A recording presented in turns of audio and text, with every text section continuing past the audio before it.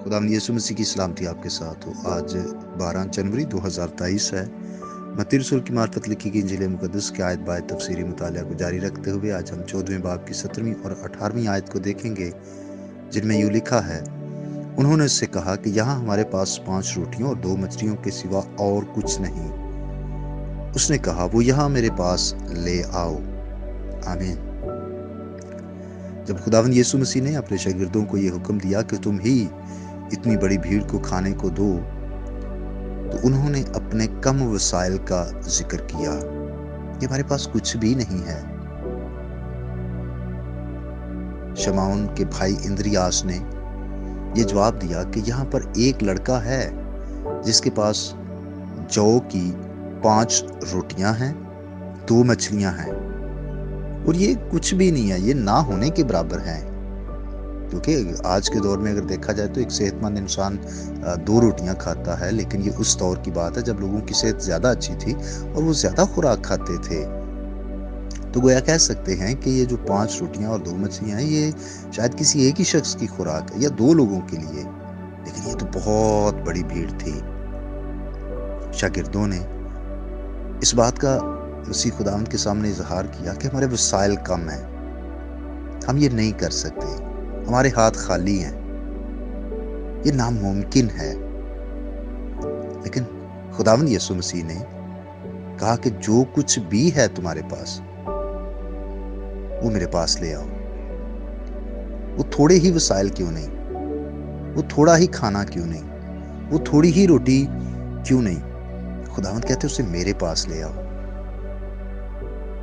और अजीजों, आज भी अगर हम देखें तो अक्सर औकात हमें वसाइल की कमी का सामना रहता है, हम मुश्किलात और तंगी का शिकार होते हैं और ऐसे में सोचते हैं कि हम खुदावंद के पास क्या लेकर जाएं। याद रखिए, हमें खुदावंद के पास सब कुछ लाना है।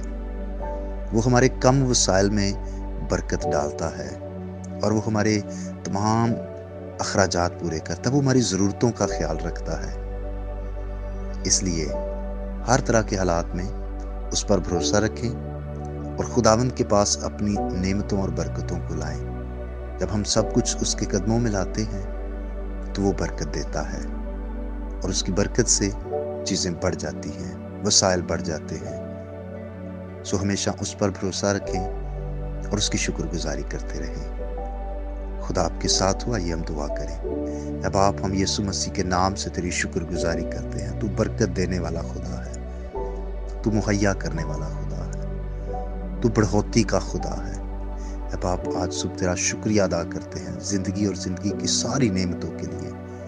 खुदा हम शुक्रगुजार हैं हर तरह के हालात के लिए जो हमें ज़िंदगी में देखने पड़ते हैं। खुदा, मैं अपने इन भाइयों बहनों के लिए, बच्चों के लिए, बुजुर्गों के लिए खुदा बरकत की दुआ मांगता हूँ। खुदा इनके साथ, इनकी मदद फरमा, सेहत, ज़िंदगी, सलामती और तंदुरुस्ती दे। हर तरह की बीमारियों से, दुख तकलीफ से खुदा अपने लोगों को बचा और बरकत दे, ईमान की मजबूती दे।